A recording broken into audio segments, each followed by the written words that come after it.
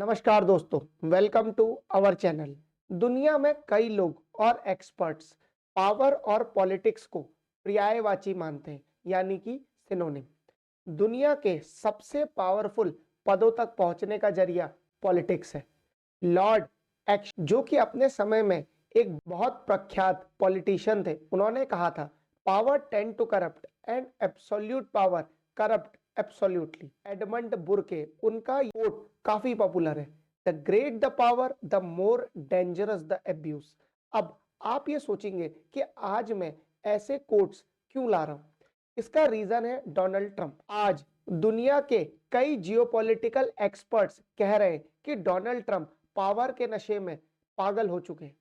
ऐसा वो क्यों कह रहे हैं, चलिए डिटेल में समझते हैं। रिसेंटली एक प्रेस कॉन्फ्रेंस में जब डोनाल्ड ट्रंप से एक पत्रकार ने पूछा कि आप कनाडा को बार बार यूएसए में मर्ज करने की बात करते हैं, तो आप ये कैसे करेंगे, क्या इसके लिए आप मिलिट्री का यूज करेंगे? तो देखिए ट्रंप ने क्या कहा। Said you were considering military force to acquire Panama and Greenland. Are you also considering military force to annex and acquire Canada? No, economic force. Trump ने कहा इकोनॉमिक फोर्स। जब ट्रंप ने शुरू में कनाडा को यूएसए का 51st state बनाने की बात कही, तो कई लोगों ने इसे मजाक समझा।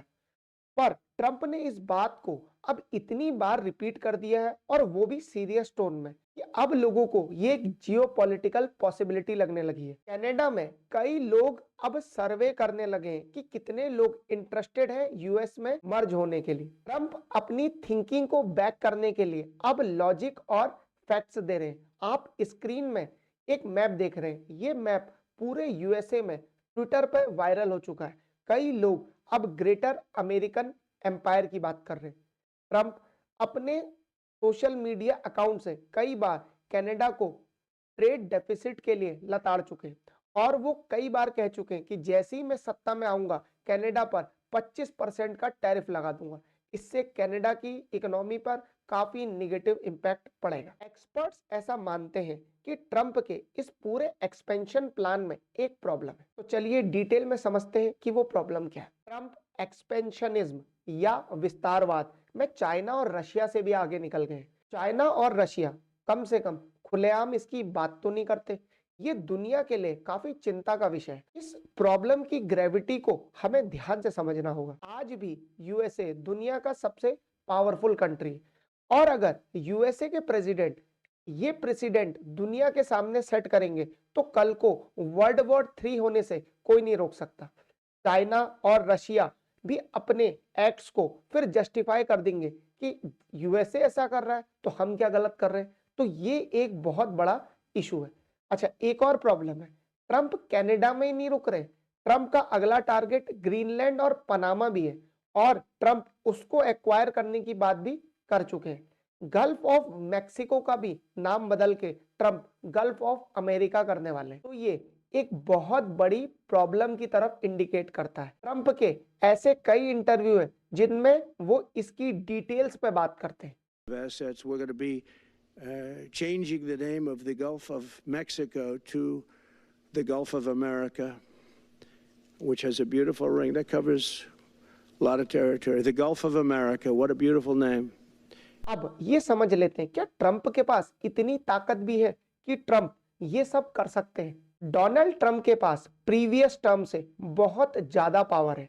इसके मल्टीपल रीजन है। सबसे पहला रीजन तो ये है कि उनके साथ खड़े हैं दुनिया के सबसे रिचेस्ट आदमी इलॉन मस्क। इलॉन मस्क अपने आप में ही बहुत पावरफुल व्यक्ति है, और जब ये दोनों एक साथ आ जाते हैं तो ये एक पावरफुल कॉम्बो बनता है।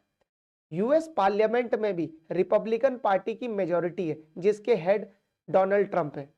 ट्रंप बहुत ही ज्यादा मेजॉरिटी से दूसरी बार जीत के आए हैं, तो ट्रंप की रेटिंग अभी यूएसए में बहुत ही ज्यादा हाई है। अब बात करते हैं इलॉन मस्क की। इलॉन मस्क ने अपने ट्वीट्स और इन्फ्लुएंस से कई देशों की सरकार हटा दी है। इलॉन मस्क ने नवंबर में ही कह दिया था कि कनाडा के प्रधानमंत्री इस साल चुनाव में हार जाएंगे, और अब देखिए कि कनाडा के प्रधानमंत्री ने चुनाव आने से पहले इस्तीफा दे दिया। इलॉन मस्क के टारगेट में है अब यूके के प्रधानमंत्री। अभी कुछ ही दिन पहले इलॉन मस्क यूके की गवर्नमेंट को हटाने के लिए ट्विटर पर सर्वे कर रहे थे, और इसमें 6 लाख लोगों ने पार्टिसिपेट कर दिया था केवल 5 घंटे में। तो इससे पता लगता है कि इलॉन मस्क का कितना इन्फ्लुएंस और फैन फॉलोइंग है वेस्टर्न कंट्रीज में। ट्रंप के पहले टेनियर में दुनिया ने काफी अप्स एंड डाउन देखे। चाइना पर अमेरिका ने बड़ा टैरिफ लगा दिया, जिससे टैरिफ वॉर स्टार्ट हुआ।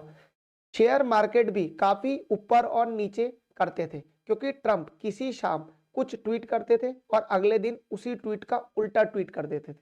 तो इससे शेयर मार्केट में काफी मूवमेंट होता था। ट्रंप के ट्वीट्स मार्केट को गिराने और बढ़ाने के लिए काफी होते थे, पर ट्रंप 2.0 को देख के लगता है कि इस बार ट्रंप का टेनियर रोलर कोस्टर राइड से कम नहीं होगा।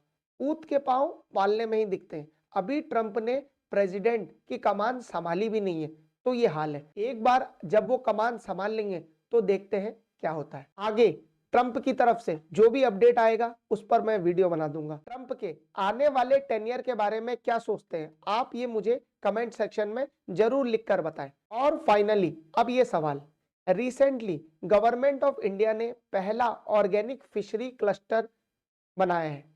ये कौन से स्टेट में लॉन्च किया गया है? आसाम, उत्तर प्रदेश, पंजाब, सिक्किम। आपको इसका सही आंसर मुझे कमेंट सेक्शन में देना है। जिसका भी आंसर सही होगा मैं उसे हार्ट दे दूंगा। Thank you very much for your time.